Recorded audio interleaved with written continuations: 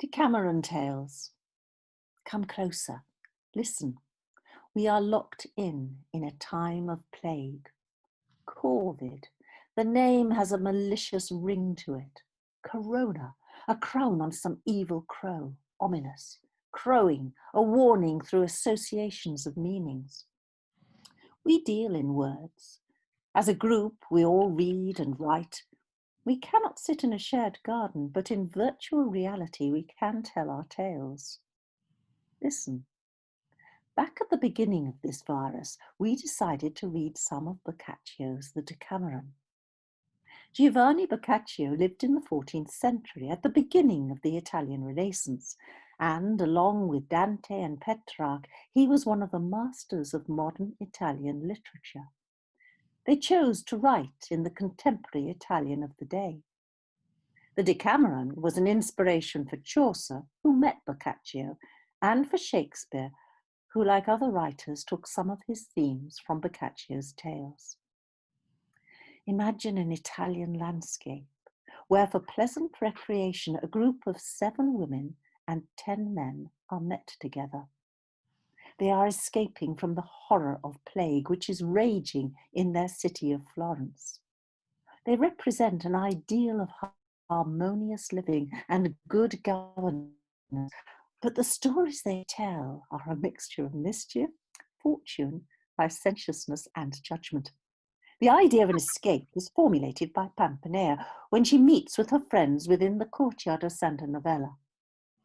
This is a sacred and quiet place where they have met to sit and discuss their fate. They decide to travel to places of safety, free from all danger of sickness, where they can find rural harmony in clean air, morality, and order. For good governance, they propose to elect a queen or a king for each new day, who will host and direct their group.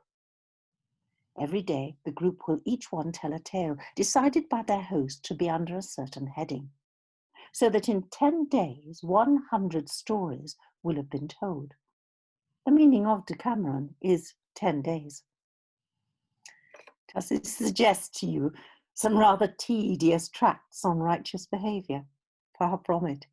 We found that the stories were full of enjoyed sex and trickery, as well as faithful love, both fulfilled and tragic. As in Aesop's fables, tables are turned and the wrongdoer chastised. Many known tricks are used, such as rings and handkerchiefs falling into the wrong hands, or the wrong woman slips into her true love's bed and thereby claims him in marriage. And in a time when women were chattels of their father or husband, it takes a woman's wit and intelligence to turn the tables to her advantage. Here's an example. A supposed deaf mute enters a nunnery to be engaged as a gardener. Here, the young nuns, locked away in the barren convent, take matters into their own hands when they see a virile man. They seek to encourage this gardener to till and tend their bodies as he does the soil, and they take turns to have sex with him. The abbess finds out and does a deal with the gardener, who isn't a deaf mute after all, saying, "I won't tell if you don't," and proceeds to enjoy his services too, and thus the unnatural lockdown of the garden becomes beautifully harvested. And most importantly, the women for once are in control of their bodies and pleasure.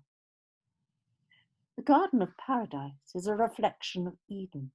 It is an ideal of recreating and sustaining life. Boccaccio's harmonious company seek refuge. They sing and dance together, and then sit round the eternal fountain, where their storytellings of fate and fortune find an order away from the background of horrific plague. Our modern tales seek to replicate the consequences of vice or virtue with a touch of humour. Imagine us telling stories. Let's go to work in our virtual garden.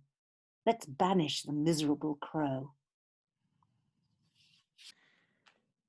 Having her cake and eating it.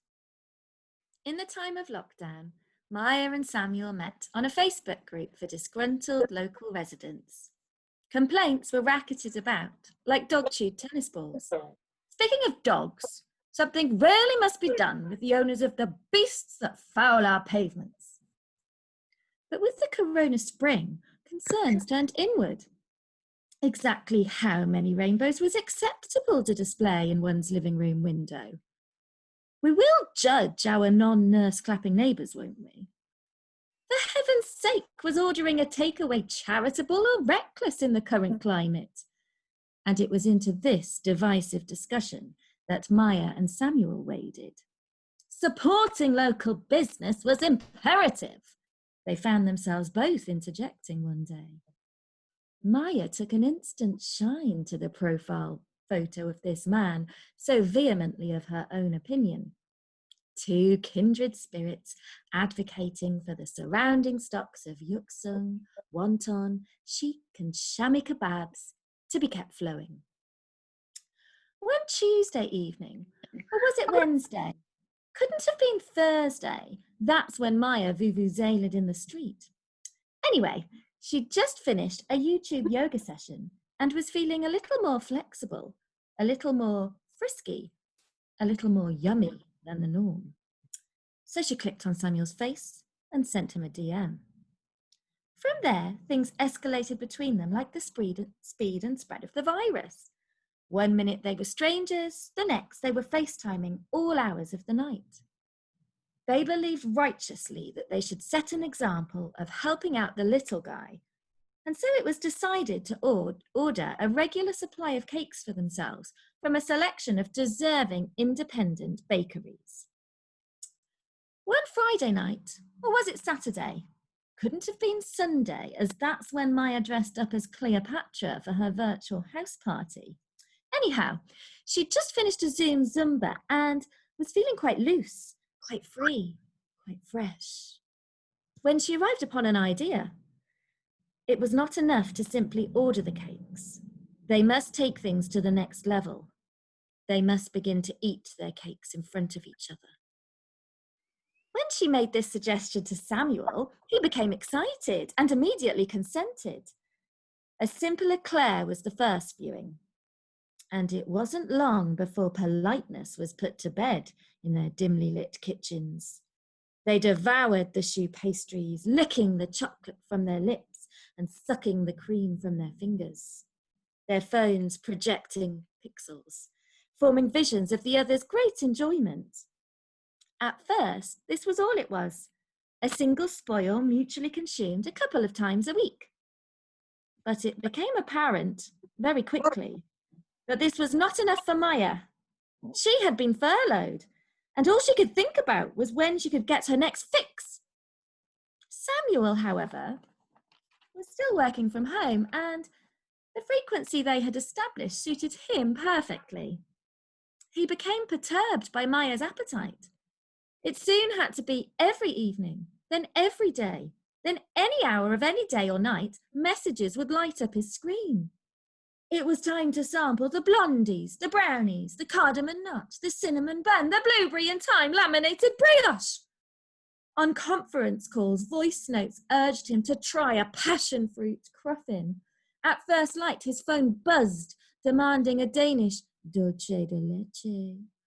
Last thing at night, images of pastilla de natas would beg for him. Maya was insatiable. He told her no more. He was done. They had come to the end of the road.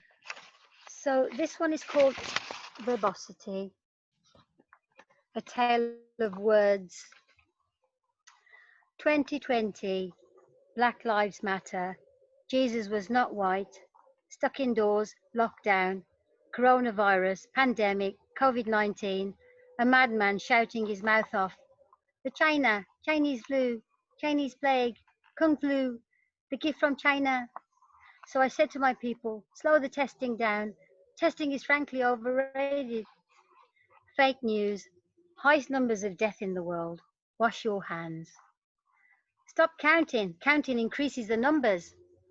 African Americans, I can't breathe. Build that wall. Drink or inject bleach. Misinformation. Freedom of speech, unprecedented times, positive testing, increased cases, new outbreak, 111. Contact less contact, no contact. Panic buying pasta, no toilet rolls, roadside drop off. Face coverings, high risk, clinically vulnerable, extremely clinically vulnerable, asymptomatic, herd immunity, get it over with, solidarity. No justice, no peace, no mass protests. Keep your distance. Walk, cycle, or drive. Working from home, don't go to work. Go to work, no commuting. Avoid public transport. Doctors closed, universities closed, libraries closed, shops closed, restaurants closed, banks closed, cashless society, online surgery, online courses, virtual tutorials, increased online library resources, students stressed out. They want to go back to work, to actual lecture rooms. They want to be in person with their TAs and the professors learning in person. Avoid mass gatherings. PPE, ICU bed shortage, test and trace, track and trace, at high risk letter from the NHS. Moderate risk of transmission, BAME, stay home, save lives. Do not leave home if you or someone you live with has any of the following symptoms: a high temperature, a new continuous cough, or loss of or change to your sense of smell or taste. Staycation, 14-day quarantine, air bridges, traffic lights, travel corridors, sanitizers. 70 plus, wash your hands. 20 seconds or happy birthday twice. Illegal parties.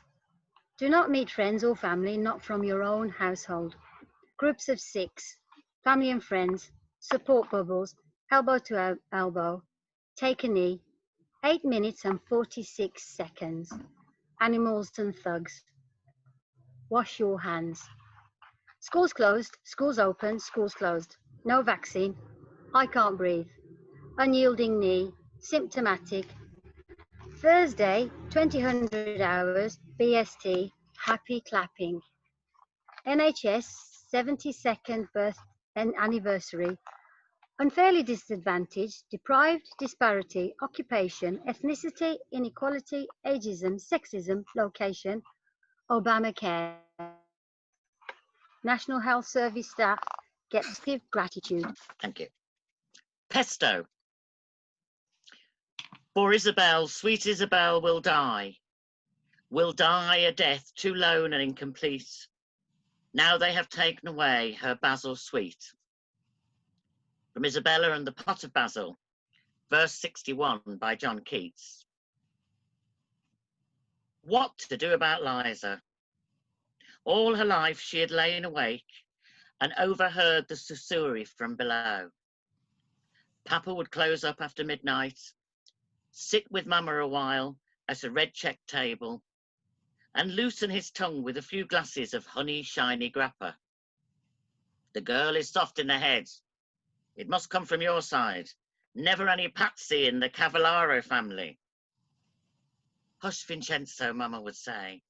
She feels things deeply. What does a man know of such things? Now they were gone, and it was her big brothers, Vinny, Salvo, and Joey, who sat late at night and debated the Liza problem. The old-fashioned restaurant near the corner of Mulberry and Canal, not far from Umberto's, where the Irishman shot crazy Joe Gallo, needed a serious injection of cash, and the guys just didn't have it. I was kind of hoping that schmuck Tony Russo might fall for her. Those Russos are in demolition. They got big dough. Nah, he caught on she was as crazy as a poke crab. We'll have to try the Gambinos before they realise. Her head's in the clouds with all that play acting and hanging around Broadway. She thinks she's Sophia Loren. But boy, can she cook. You taste that aubergine caponata tonight? Excelente. Little did they know that she and her Larry were going to elope. He'd got an aunt in Anchorage, Alaska, who'd take them in. It had been instant love from the moment she first saw him serve a pesce spada alla Siciliana with that white linen napkin folded delicately over his arm.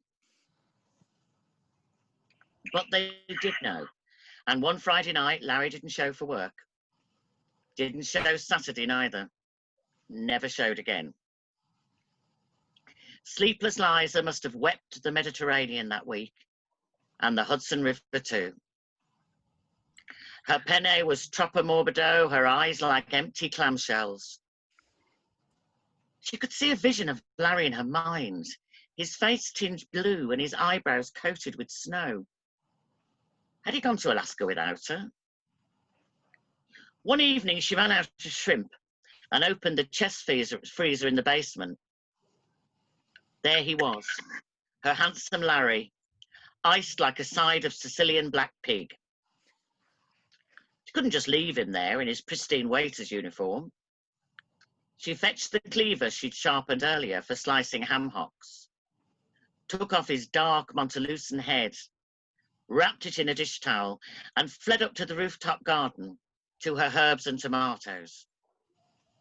In the far corner was a copper urn that her grandfather had brought over from Catania. She grew her basil in it. She clawed out some compost and lovingly planted Larry's head deep underneath and replaced the clumps of herb. The brothers were puzzled. Liza was on fire. No more moping over the waiter schmuck. The menus were the best they'd ever seen. Word was spreading. Punters were coming from Long Island, from Midtown. Even Sicilians were coming. There'd been a write-up in Manhattan Dining. She'd always made a fine pesto calabrese, but now even TripAdvisor was praising her basil delights. A perfect tagliatelle of cuttlefish with pesto, spectacular pesto alla trapanese, pesto with pistachio, pesto with cheese, rigatoni with tomatoes and pesto. But she was spending far too much time in between smoking and talking to herself up in that roof garden where she grew her bits and bobs. They couldn't afford for her to go patzer again. One night, when Liza was busy shucking scallops, Vinny snuck up there. Ugh, that smell was like the Bowery sewers, and it was coming straight out of Grandpa's urn. Larry was discovered. The three guys consigned him to New York Harbor that night to bobble with the fishes.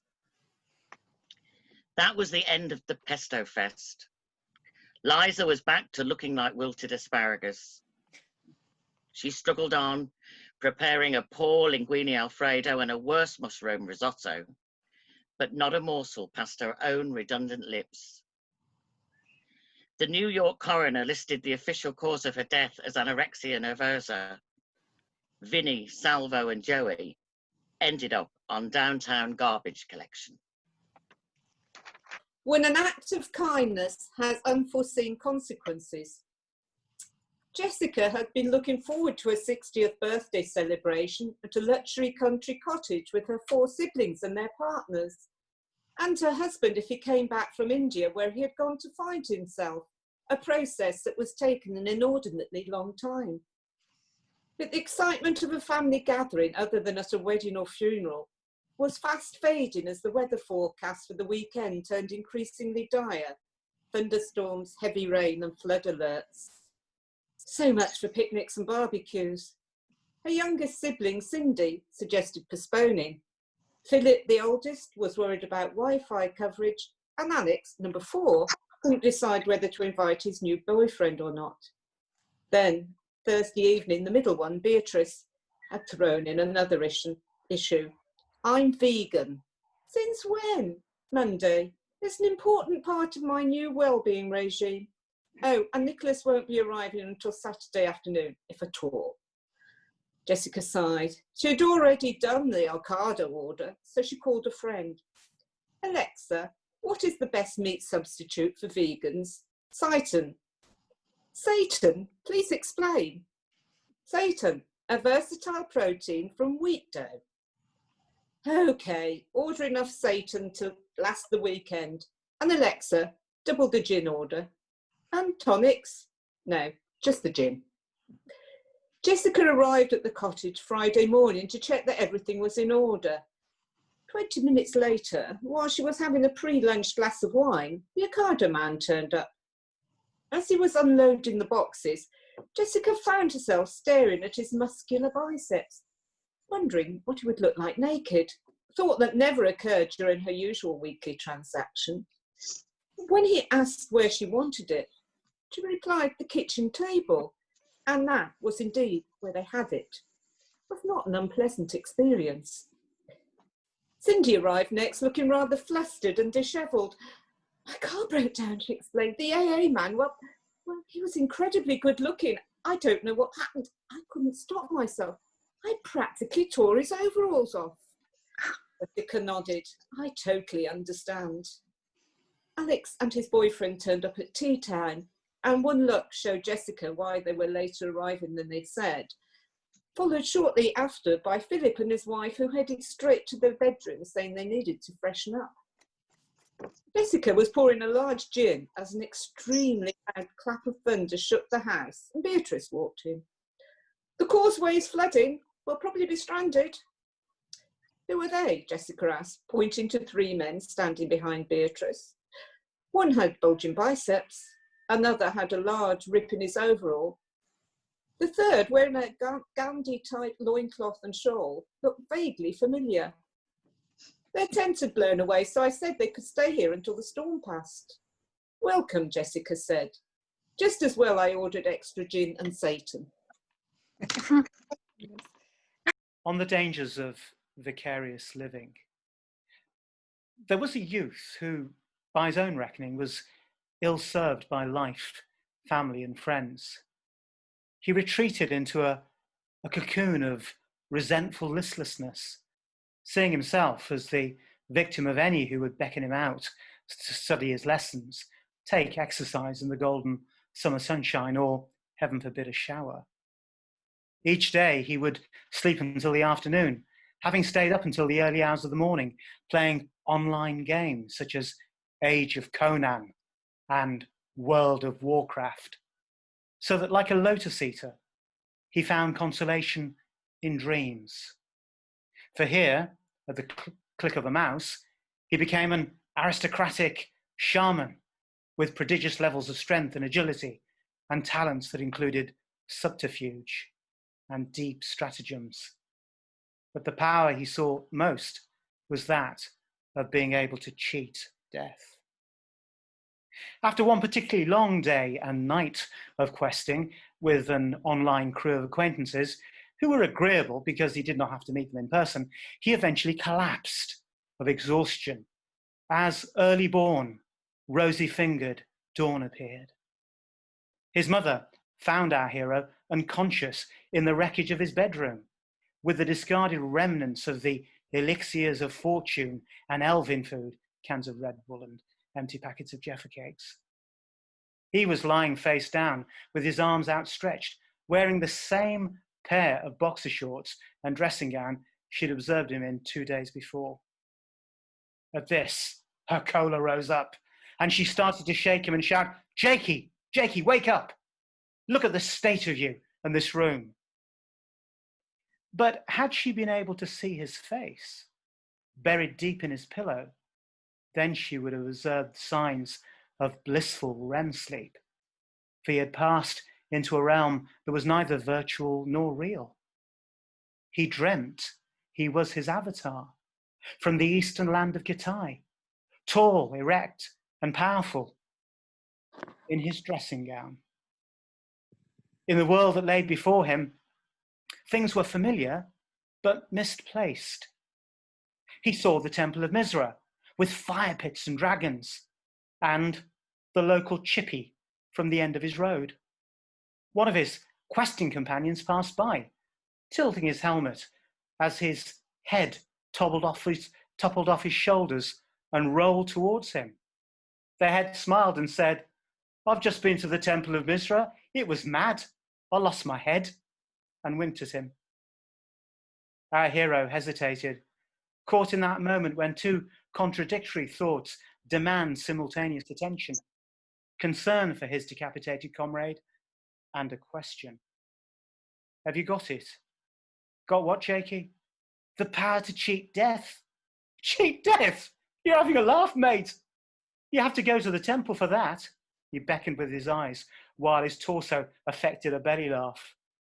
You'll have to be careful, though. She'll have you, the princess. Look what happened to me. Jakey considered his options. He had the sword of desolation with him and could deploy mind-numbing poison. But would that be enough? When all the armour he wore was his threadbare nightgown.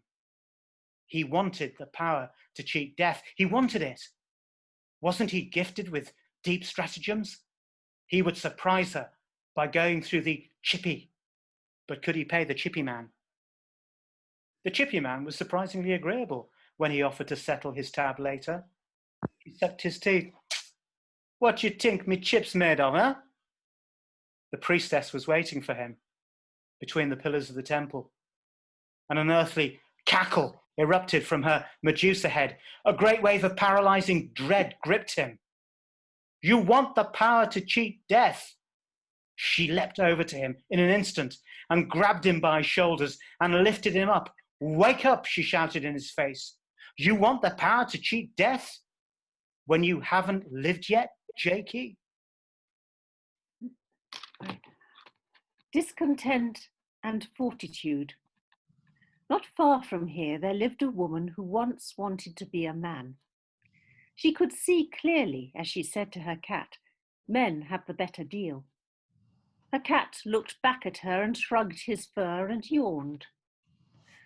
The woman got up late each morning. There was no need to get out of bed early. Each day began the same, and the cat looked back at her and turned around. She got up late and went across to the mirror in the bathroom and stared. You're not a bit like a man, said the cat in his stare. She looked and hated what she saw. Her hair, her skin, her nose, her two small eyes, everything about her lacked a point. Pointless, she said. If I were a man, I wouldn't care. I would have a purpose and a role to play. Of course, the cat narrowed a look and washed. Every day she thought of washing, but what was the point? If I were a man, I could smell manly, and that would be a virile, healthy sweat. But as a woman, I just have embarrassing monthly smells and womanly stinks. Too true, purred her cat, just so, and settled his nose to his tail. Around mid-morning, the woman had had enough of her sweaty bed. She pulled on the same loose joggers as yesterday and the day before and the day before that, and then chose an even bigger, baggy top to hide in. You know you can't hide, looked the cat. Everyone can see you've got fat breasts and an arse the size of Australia. She went to kick, but the cat sprang to the top of the wardrobe and looked down on her. He looked down as she looked down on her pathetic, female, useless self. Another day locked up in her body went fast and slowly by.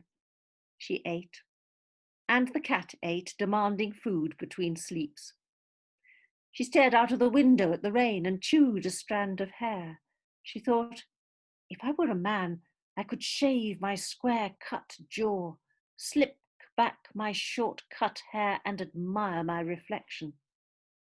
The cat looked. Too soon came the night. The dark encircled the house. The door remained chained and the post unopened. The woman curled in her chair, nursed her head, the glass beside her empty again, unfulfilled. Then the cat sauntered by, flaunting his tail, stretching his paws, and he said archly, a full open woman like yourself should make a perfect human being. Stop wanting something or other. Just be. Later, the woman washed her face, stretched, unlocked, and went out. The moon burned like a headlight. She licked her lips. Her eyes widened. Something in the bushes moved.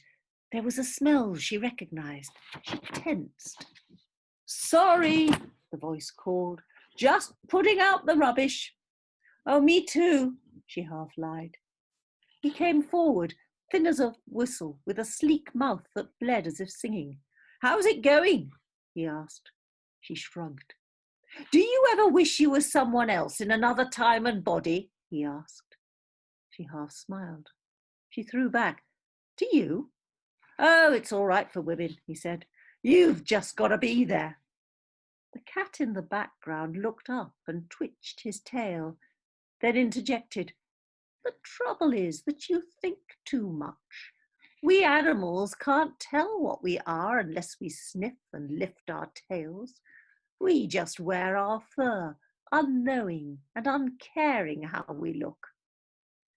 The cat had a point. The man and the woman stood. "I like that top," he said. "It suits you. Do you think it would suit me?"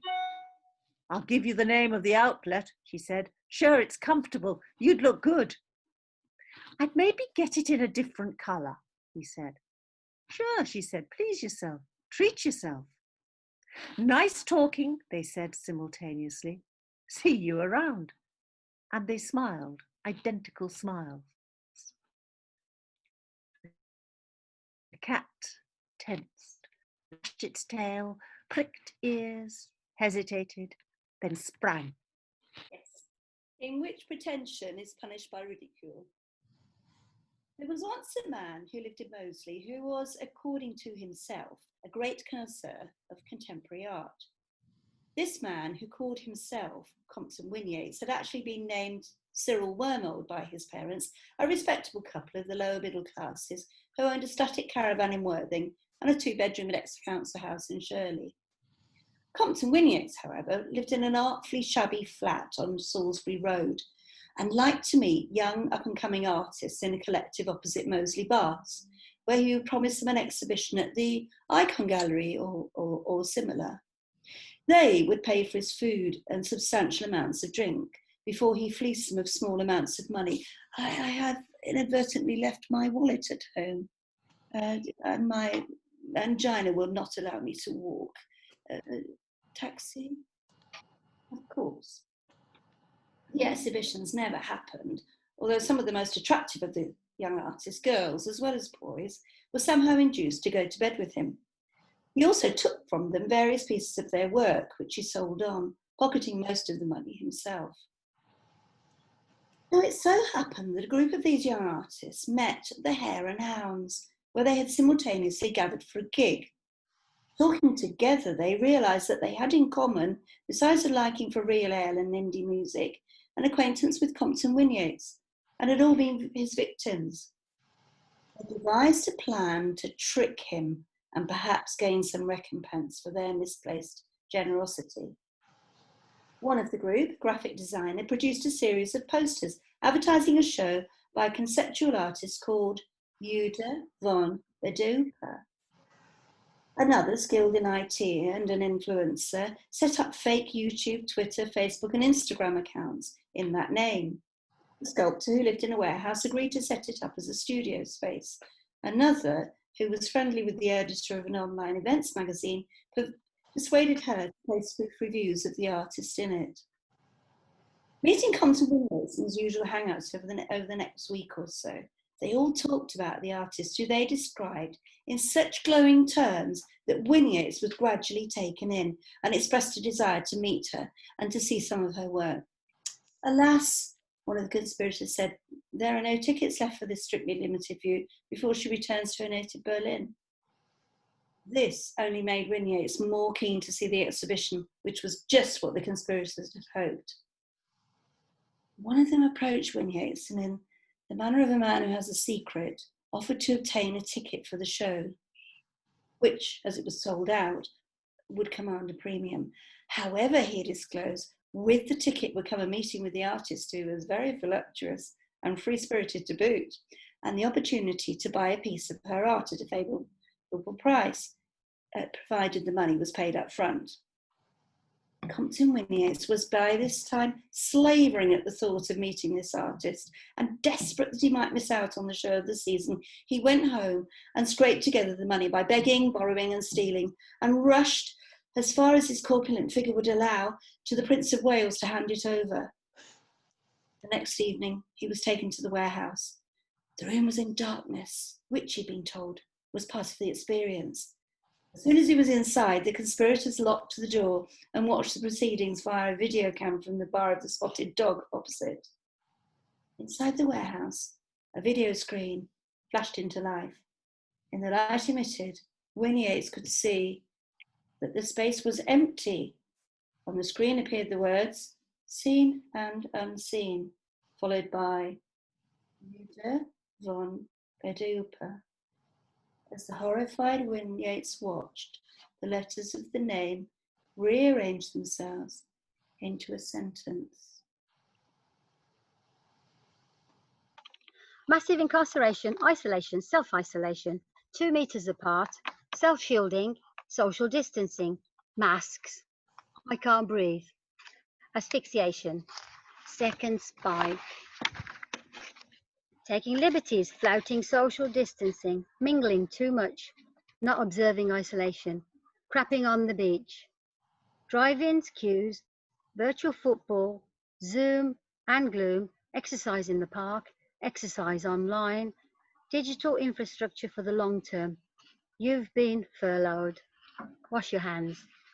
Upsurge in internet use, click and collect, cloud-based solutions, death toll rises, 6 feet apart or under.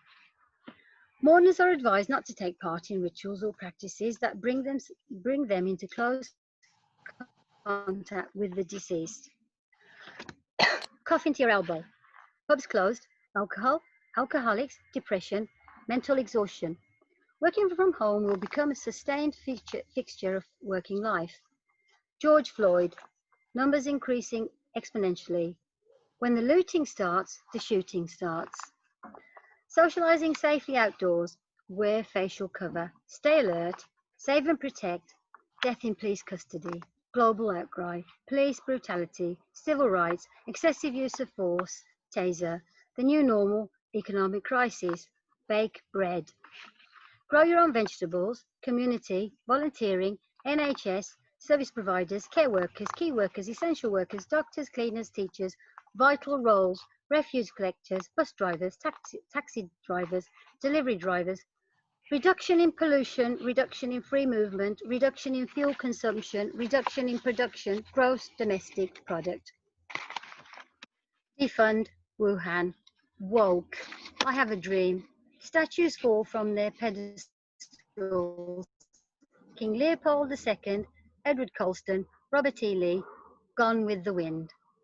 Glastonbury Festival, Don't Stand So Close to Me, I Can't Breathe. Gatherings of more than 30 people will be prohibited, apart from some limited circumstances to be set out in law. Wash your hands. 4-day week to boost economy. A change is going to come, 4th of July. A&E doctors plead with England's pubgoers not to get plastered. Food parcels, 50% off Monday to Wednesday. Eat out to help out. Wear a mask, £100 fine. Watch this space over the rainbow. Okay, let's all unmute ourselves. Yeah.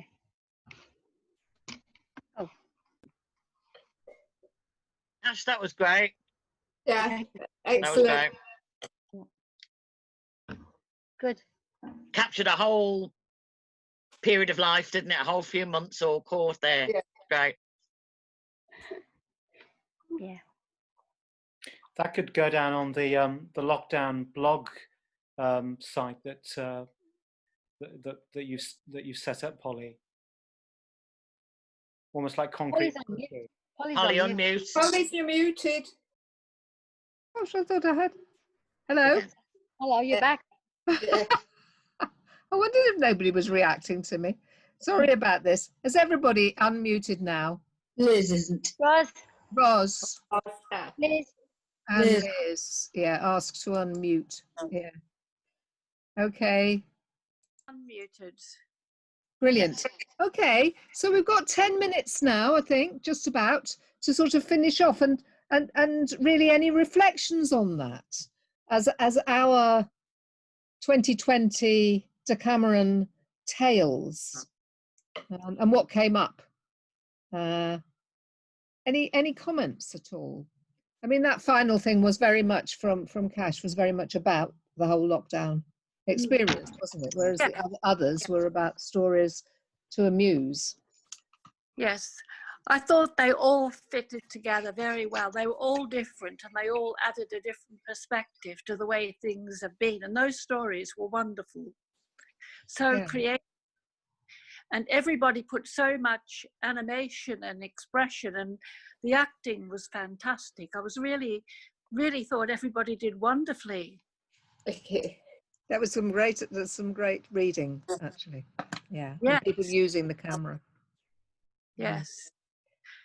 I'd like to read them again. It's quite difficult to take them in. They were rich and complex, and I found it quite difficult to take them in as a Zoom reading. Did other people find that as well? I think we've already read them all. No. So we didn't, I think. Sorry? We've already read them, and yes. So I see what Right. you mean, actually, for people coming fresh. It's a lot, actually. Yeah. Rich and lovely and wonderful. Yeah. No, I'd heard them before, but I thought everybody put extra oomph into it this time. And They definitely were good on oomph. Yeah. it was very entertaining. In fact, when I put it on the blog, I think I will have it so that people can see the script as well. Actually. Yeah. I think that's I'll important. I'll send the revised version to you. Yeah. People please do that, because some of them were a bit changed. I just so will that whole recording be on the blog, Polly? That whole. I don't know. I'll have to see what it's like. Yeah, okay. I will try, but I'll talk to the blog development person to see. Because sometimes it's the actual sound is tricky. At least you've got the raw material there, haven't you? Oh, I've certainly got the raw material. Brilliant. Yeah. I just wanted to say that I thought it was a wonderful take of a Decameron, because every story was so unique and so individualistic. They were so vibrant, and as Judy and Liz said, they're so diverse. I really enjoyed all of them, and I think each one of you created a wonderful persona, and genuinely they were really just very funny, very entertaining, lots of dark humour, obviously lots of innuendo. We're talking about Decameron very much coming through, so I just thought you got the tone spot on. So really well done to all the readers this evening. Amazing. It was very professional, I thought. Do you know what I think made us really kind of produce the best really of our writing is the Decameron. It's so funny, and it's so they are so much little short stories. They're little vignettes, and because we were working to that style, I think that really gave us a boost. But it gave a lovely structure, didn't it? So everyone had to have a moral of, well, that's using that word loosely, but they had a virtue or a vice, didn't they? And, which great model. You don't normally do if you set somebody to write a short story. You don't say the theme, but actually people responded to that. I thought it was brilliant. Quite good to have a structure, I think. Yeah, absolutely. Very good. Yeah. I thought it was really Have you read the Decameron then? Have you read many of them? I've read quite a few now since we've done it, because I just think they're lovely, they're fantastic. I've read a few since we've done it. Yeah, they're great. They are funny, actually, aren't they? Very funny, very funny. And well structured. And as Maggie says, that there's some things, tricks of narrative that are picked up all through literature ever since. So you've got Chaucer, obviously, but Shakespeare and things. There's. You were saying, Maggie, that the bed's trick in Measure for Measure is used. Where somebody replaces somebody else to trick the man, and the rings and things like that. There's always nice little twists like that, aren't there? The other thing I think that was really helpful is it's very clear, particularly with, you know, the introduction that Maggie gave and the way the Decameron is framed, that you're not just writing a short story, you're telling a tale. And I think that really helped too, that you've got to get that plot across, and you've got to kind of keep your audience entertained. That's a different style to, you know, a literary story. It's not the same thing, really. Well, it's I think that really came entertaining. Just a minute. Yeah. Sorry, what were you going to say, Clara?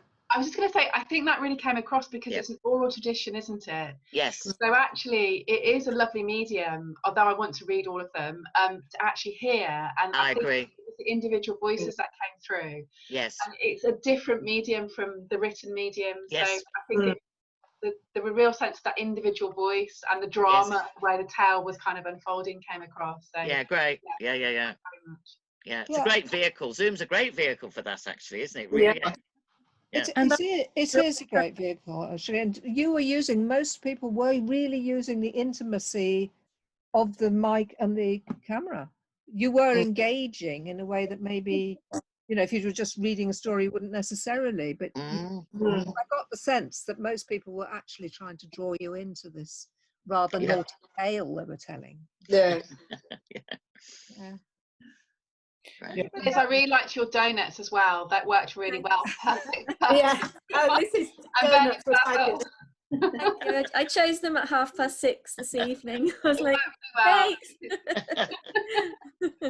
Is that available as a virtual background, or did you go on and get a picture? No, I just Googled. I Googled. That's what I did. I Googled independent bakery cakes, and actually, funnily enough, the background that I chose was a Birmingham. I think it was the Medicine. I think it's called. The Medicine Bar. Medicine Bar in New Street. I didn't know if they sold cakes. I think that's what it is at Medicine. Anyway, but it was somewhere in Birmingham. Not the Early Bird, but somewhere else that sells cakes. Oh, that's wonderful. So there was a nice coincidence that was the one I liked. Yeah. Right, it was great. All very different. Your acting's really good, Liz. Thanks. Martin, it's good to see you. Did you enjoy the stories? My feeling is how incredibly well structured all of your stuff, and then actually, sorry, what was that? Just how well structured each of the pieces was. And it's maybe what you've just been saying made me think a bit about the relationship between performance structure and literary structure. Yeah. And I agree with all of you that it was the performance. I'm guessing it was the performance that had led you to structure the way that you had. And I thought that was really interesting. They were very, very tight. I mean, beautifully done in that sense. Yeah. And you know Decameron, don't you, Martin? You and I were having a chat about it. When you were saying it, you one of those great books you never read, I think. Absolutely, and still struggling to finish something. But actually, I again, as you've just said, I thought the catching the sort of the naughty stuff and the wicked stuff and the slightly cruel stuff. I thought that was very beautifully done. I really did. I liked it. I liked it a lot. Yeah. And there was things like Maggie's story, the Discontent and Fortitude was the title. And so I thought it was so interesting because I was thinking as I was listening to it, I could see the discontent, but the fortitude is another subtle spin on it. And I was trying to work out what the fortitude was. Was that from the cat? Or? Yeah. Well, I think it's the endurance thing, you know, of having to work through things. It's not necessarily, you know, but I think both the man and the woman were caught in this business of not knowing who the hell they were. And interestingly, the woman's behaviour is cat-like, you know, when she goes out in the dark and she says something, her eyes wide, she licks her lip, and the bloke who appears is also cat-like. So this sort of idea of what identity is, you know, and the cat sort of as the moralistic shadow coming in and sort of saying more or less, well, we don't bother, just be yourself, you know. So in other words, it shrugged his fur. I love that. I think it's an interesting one because it's a virtue and it's not a word that we use now. It's an archaic idea, but this idea of enduring, of not being without difficulty, of going through it and having to, you know, not necessarily ever getting rid of difficulty, but putting up with it. Going on. Accepting. The strength to go on. There's, Yeah. yes, finding strength in some things, you know. Yeah, and the discontent. Well, you get wonderful things like divine discontent, you know, because you think that's a mixture of opposites. Surely, how can discontent be divine? But then, of course, it's the impetus that makes you go on and do things. I always say that children, babies, learn through frustration. Mm. You know, a toddler trying to get up and getting angry is so frustrated, it keeps on trying and keeps screaming until it does it, you know. Without the frustration, there's no learning, you know. No, that's right. That's absolutely right, yeah. And I loved Cash's as well at the end, because Yeah, excellent. Right. the whole words that we've just been dominated, and completely new words Yeah. suddenly were chucking around all over the shop, like Zoom and furlough, and coming back to the wash your hands. And it also reminded you of the sort of sheer madness of some of the advice to begin with, like the happy birthday. I'd forgotten about that. Do you remember that? Yeah, that was at the beginning, Happy wasn't birthday, it? NHS. There's the whole journey we've been on, isn't it? What a journey. Ludicrous. What a change. The journey changed. We're still on. The thing with the work Craziness. that every day there's more added to it. Even today's news, the £100 fine which comes into effect from Friday, you know, it's ever increasing, and so you could carry on with this for a while yet. Yeah. Oh, yeah. Well, it's not over. No, it's You not can over. keep adding to it. I might do that. Yeah. You could every day, couldn't you? Another few, yeah. You could do like a high few every day to add to it. There's always something new. I felt, Cash, it was really powerful because there was a few points where you said, I can't breathe, and then you talked about the mask, and it was the juxtaposition. Yep. So spot on, so powerful, That was brilliant. so powerful. There's a Brilliant. few points Yeah. which just really, really well done. Yeah. And tying it up with the can't breathe man who was killed. Yeah. So it's the seriousness of it in sort of every now and then coming back to that punctuation of the seriousness of it, with all the What I was trying to do was sort of include Trump phrases and I was trying to include words that are completely new, and they mean something completely different in this context. That's what Yeah. like Crazy. self-shielding. I mean, what is that in another time? What is that self-shielding? Well, furlough is a funny one, isn't it? Furlough. I know the word furlough. I have to look it up to see if it was a new word like internet or Instagram. It's a whole new vocabulary, isn't it? Yeah. Whole new I think vocabulary. furlough was a military term, apparently. Yeah, it was the military term when it was a real term. It is a real term, but we never used it. You haven't used it. I mean, ever in my lifetime have I never heard furlough. And then suddenly, but didn't it mean leave, going on leave? Yeah, Whereas this was a Yeah. different meaning, wasn't it? Yes, Really? exactly. Paid leave, though. Yeah. Yeah, paid leave. Yeah, paid leave. Okay. Well, I think it was used by the American military because they didn't have very many paid holidays, so they would give their soldiers furlough, which was paid leave. Paid leave. Yeah. Anyway, Bizarre. I think we've come to an end now, because that was, I mean, some of us have been at it since 7 as well, sort of rehearsing. Fantastic. But that was brilliant. Really Thank good you so evening. much. Clap, clap, clap, clap, clap. Lovely. Thank you very much. Thank you. Very rich and lovely. I'll also send all the writing out so that everybody who's been here has got it, Yes, so you can have please. a good read, because it certainly Brilliant. repays reading, close reading, I think. And I'll get back to you as well, everybody, about my next About the future. Yes. awesome offer. Future. But we'll keep talking about that. I'm looking forward to seeing everybody again. I hope you'll all sign up. But you don't have to. Of course. Thanks very much. Lovely. Thank you, everybody. Thank you. Bye-bye. Bye. Bye, Remember to everyone. unmute myself in future. Bye. Bye. Bye.